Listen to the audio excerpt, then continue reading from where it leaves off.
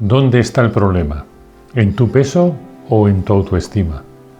Lola, mi paciente, me dijo que no entendía qué le sucedía, porque para algunas situaciones era muy decidida, por ejemplo, tomando decisiones en su trabajo, pero en otras se sentía muy insegura, por ejemplo, cuando intentaba adelgazar. Me preguntó si lo que le ocurría era normal. Le expliqué que era algo que ocurría frecuentemente con la autoestima. En algunos aspectos de nuestra vida está muy bien desarrollada y en otros permanecía enquistada en algunos momentos del pasado en que nos sentimos vulnerables. Ella me comentó que había sido obesa durante su infancia y su madre siempre había dudado que pudiese adelgazar. Su madre solía criticarla por su aspecto. Le expliqué que la autoestima es la actitud que determina cómo nos tomamos los problemas y seguimos adelante. ¿Nos sentimos capaces de resolver lo que nos preocupa o nos sentimos defectuosos por no saber resolverlos y eso nos llena de culpa? Por eso la autoestima condiciona el diálogo interno que cada persona mantiene con ella misma. Por ejemplo, las personas con baja autoestima mantienen un diálogo interno muy exigente con ellas mismas, que está centrado en todo lo que hacen mal o lo que consideran defectuoso. Lola me comentó que en la actualidad seguía repitiendo aquel esquema de pensamiento en el que había sido educada durante la infancia. Le expliqué que el cómo te hablas se convertirá en cómo te tratas y reconoció que su diálogo interno le repetía las mismas frases que su madre le había repetido durante la infancia. El verdadero problema de Lola era que su madre le había inculcado de manera inconsciente el afán de ser perfecta en cuanto a su imagen. Eso la había hecho muy exigente con los resultados de su adelgazamiento, que nunca le parecían lo suficientemente buenos. Lola me preguntó sobre la relación entre baja autoestima y perfeccionismo. Cuando tratas de ser perfecta, el más mínimo fallo, sin importancia, lo consideras un fracaso total, y de ahí vienen todos tus problemas, le dije. Toda la frustración que produce el no ser capaz de hacerlo todo perfecto te hará sentir culpable y te hará creer que mereces un castigo. Hacerte daño a ti misma se convertirá en un comportamiento automático que será muy difícil de controlar utilizando la fuerza de voluntad. Es normal que cuando estés frustrada o te sientas culpable, adoptes una conducta autodestructiva, como comer algo que consideras prohibido o en una cantidad exagerada. Pero insisto, no es culpa tuya porque se ha convertido en un comportamiento automático. Lo malo es que debilita tu autoestima. Las personas con baja autoestima no son buenas candidatas a un tratamiento a base de dieta restrictiva, le dije, porque al mínimo fallo en su dieta es posible que tengan un episodio de atracones o que desarrollen un trastorno de la conducta alimentaria con el tiempo. Por eso es normal que te sientas culpable con tanta frecuencia, porque te impones muchas normas imposibles de cumplir. Tanta culpabilidad te hará pensar que no mereces lo que tienes, que eres una mala madre o que no estás a la altura del trabajo que realizas porque no estás lo suficientemente preparada. Es frecuente que estés muy pendiente de las reacciones de los demás hacia ti, porque siempre temes que descubran alguno de tus defectos, ya sea que tienes mucha barriga o que no eres tan buena persona como aparentas. Esa culpabilidad te hará estar más pendiente de las necesidades de los demás que de las tuyas propias y te hará soportar un trato injusto en algunas situaciones porque en el fondo crees que te lo mereces porque no eres perfecta. Cuando te valoras tan poco, llegas a pensar que hay algo malo en ti o que tienes un problema físico que te impide estar en el peso perfecto. El creer que tienes tantos defectos hará muy difícil que puedas encajar con otras personas, porque estarás siempre pensando en tus defectos o si los demás se darán cuenta de que no eres perfecta. Pero en realidad, las demás personas están más preocupadas por sus problemas que por tus defectos. Y es que casi nadie le da importancia a tus defectos porque todas las personas tenemos defectos. Y es más, las personas que aparentan no tener ningún defecto no resultan creíbles ni parecen auténticas. La autoestima es un elemento esencial para nuestra salud mental, Por eso todas las psicoterapias siempre tratan de reforzar la autoestima de alguna manera. Necesitas la autoestima para tu bienestar psicológico, le dije. Pero ten en cuenta que la autoestima es una valoración subjetiva sobre nosotros mismos y por ser subjetiva está sujeta a error. Otro factor que puede actuar sobre tu autoestima es la importancia que le das a la opinión de la sociedad. De hecho, hay personas que solo se valoran de acuerdo con su identidad social, confunden su identidad individual con la del grupo al que quieren pertenecer y se definen por su pertenencia a una profesión o a un club de fútbol y no por el tipo de persona que son. Uno de los temores más importantes de nuestra sociedad es el miedo a la exclusión social. Tristemente, se utiliza como instrumento de manipulación. Es decir, si alguien no cumple determinado requisito, se le excluye socialmente, como ocurre con las personas obesas, porque no siguen los modelos alimentarios tan valorados en la sociedad. Como ves, la autoestima no consiste solamente en dejar de ser perfeccionista, sino que es un sistema de creencias que necesita de un mantenimiento constante para que funcione a nuestro favor. Si la autoestima es una valoración de nosotros mismos, ¿qué papel juegan las creencias equivocadas?, me preguntó Lola. La importancia de las creencias está en su capacidad de producir autosugestión. El problema es cuando nos convencen de que aquello que creemos es la única verdad. Por ejemplo, si estás convencida de que siempre estarás obesa, te comportarás como si fuese cierto y además tu autoestima estará en niveles muy débiles. De esta manera, tus ideas equivocadas se convertirán en tu realidad. Cuando tienes una creencia negativa, harás todo lo necesario de manera inconsciente para que esa idea se convierta en realidad. Por ejemplo, te relacionarás con personas con baja autoestima, que piensan como tú. Estas personas tendrán los mismos problemas que tú y pensarás que lo que te pasa a ti le pasa también a la mayoría de las personas que tú conoces y estarás cada vez más convencida de estar en lo cierto. Así, solo verás problemas donde otros ven oportunidades, porque con poca autoestima te centras más en lo negativo que en lo positivo. Estarás convencida que el mundo es como tú crees. Pensarás que es imposible que las cosas puedan ser de otra manera. Por algún extraño misterio, tendemos a convertir en realidad aquello que creemos, por esa capacidad de autosugestión que tienen las creencias. Al final descubrirás que lo que crees se habrá convertido en tu destino. Lo que ocurre realmente es que la autoestima no cambia la realidad, ni hace que te engañes a ti misma, sino que tu manera de interpretar la realidad cambia. Con la autoestima débil rechazarás todo lo que mejore tu autoestima y solo prestarás atención a todo lo que confirme que tienes poca autoestima. Por ejemplo, si te dicen que estás más delgada, no te lo creerás y pensarás que esa persona trata de adularte.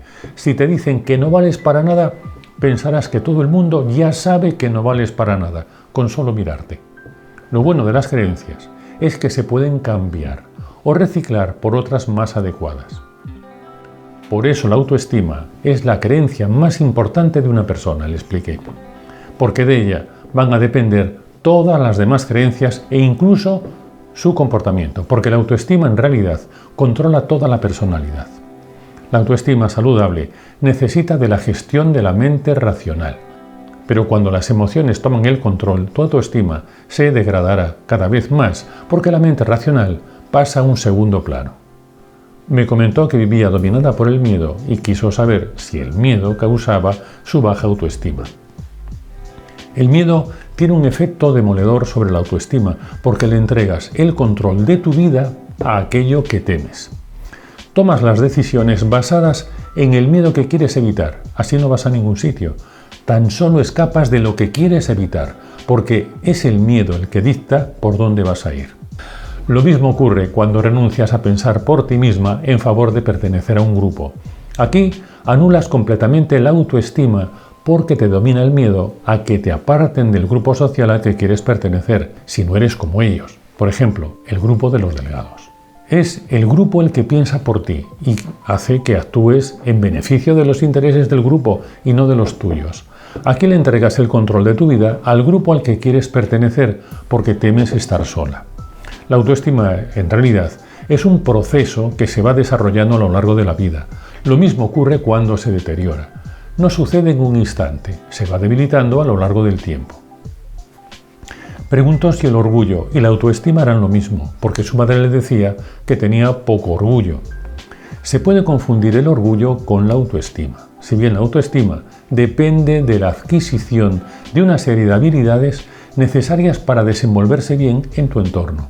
El orgullo es la consecuencia de la autoestima, porque es la sensación de logro y bienestar que aparecen como consecuencia de saber manejar esas capacidades.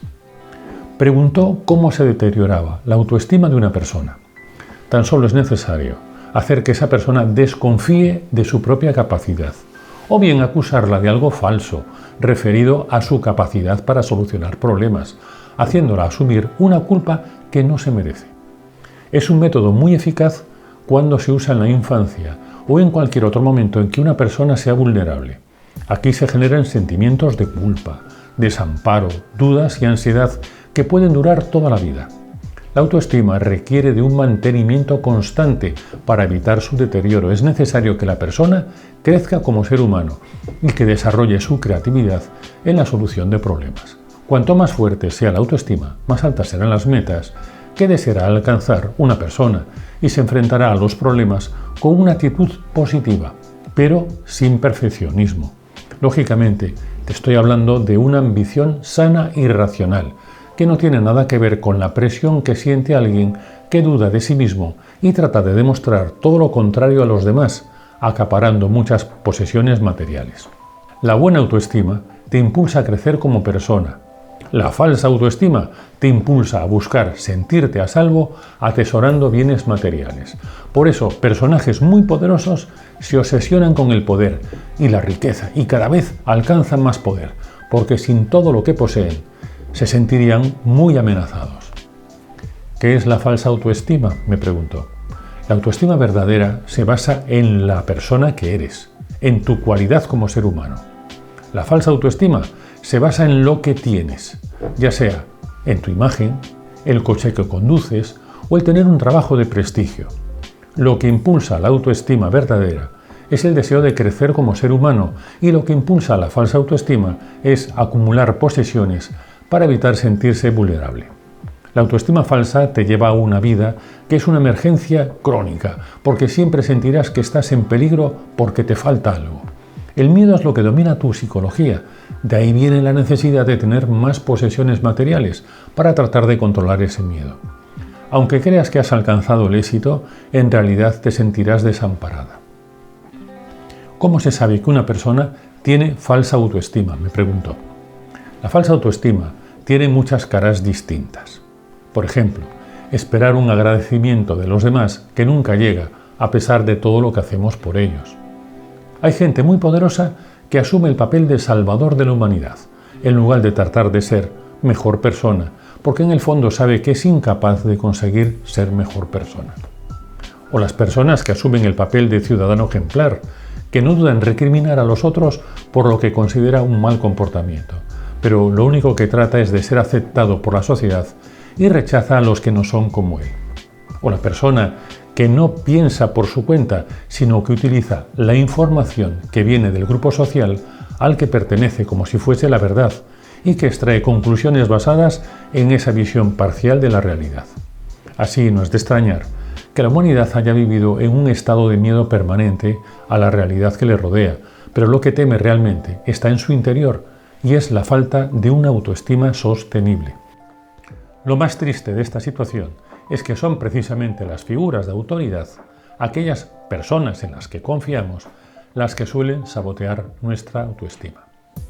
¿Qué puedo hacer?, preguntó. Primero, ten como prioridad invertir en tu crecimiento personal. 2. Ten en cuenta que es muy fácil caer en la autoestima falsa. Recuerda que la autoestima falsa se basa en escapar del miedo y la autoestima verdadera te dirige a una manera de interpretar la realidad en la que no hay miedo. La autoestima falsa se basa en lo que posees y la verdadera en el tipo de persona que eres. 3. Cuida la manera con la que te hablas. Procura que cuando hables contigo misma utiliza palabras de comprensión y afecto, pero no te juzgues ni te critiques. 4. Siempre que digas algo negativo de ti, pregúntate, ¿qué pruebas tienes de que sea cierto? 5. Introduce en tu vida alternativas o aficiones que te hagan sentir mejor contigo misma. 6. Cuida de tu salud física y mental y también de tu aspecto. ¿Cómo puedes distinguir lo que trata de fortalecer tu autoestima de lo que trata de dañarla? Pregunto.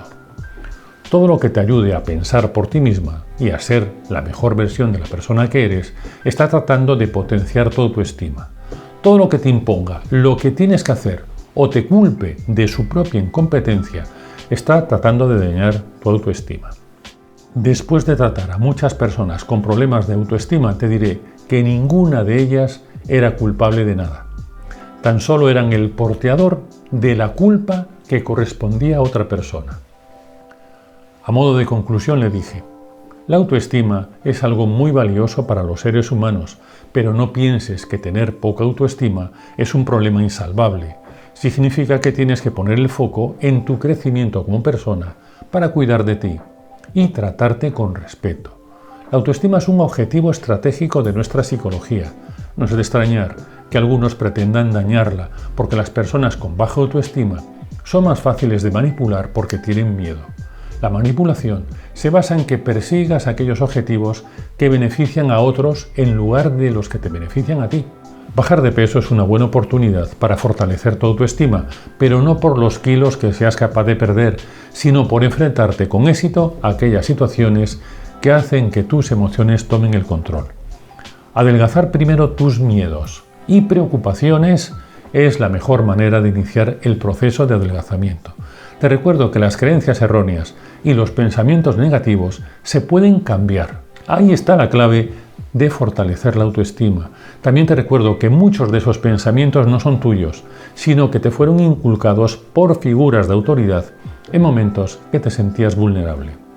Fortalecer tu autoestima consiste simplemente en convertirte en la mejor versión de ti misma, y el verdadero éxito en la vida consiste en lograrlo. Cuando tu autoestima es sostenible, centras tus esfuerzos en aquello que te interesa y te beneficia realmente, porque no estás tratando de compensar otras carencias, como ocurre cuando tu autoestima es falsa. Si quieres saber más sobre estos temas, síguenos que te sentará bien. Nos vemos en el próximo vídeo.